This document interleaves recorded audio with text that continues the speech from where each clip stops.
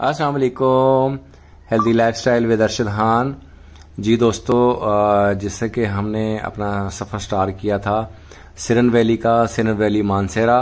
ये जी लाहौर से कोई तकरीबन 6 घंटे लगते हैं शनक्यारी तक, 530 किलोमीटर बनता है, और शनक्यारी से मुंडी तक तकरीबन 1.5 घंटा लगता है जी। तो ये जो है ना शनक्यारी तक तो मोटरवे है, उसके आगे हम जबोड़ी तक जो है ना ये इसी तरह का साफ़ सुथरा रोड है, और जो है ना जबोड़ी से आगे जो है रोड ज़रा ख़राब है, लेकिन जो है ना गाड़ी जा सकती है, मुंडी तक गाड़ी जाती है।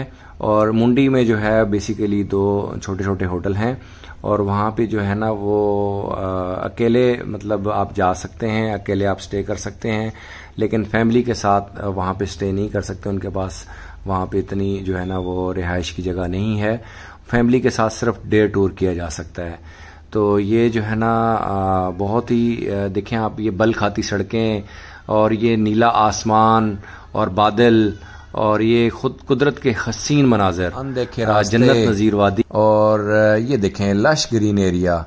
और ये जो जबोड़ी से कुंडी, और कुंडी से जो है ऊपर एक पीक है डोगा, वो लोकल के लिए तो 2 घंटे लगते हैं, लेकिन जो हम लाहौर या बाहर से लोग आए हों तो उनके लिए 4 घंटे लगते हैं डोगा के लिए। डोगो मेडोज बहुत खूबसूरत जगह है और कमाल का व्यू है वहाँ से।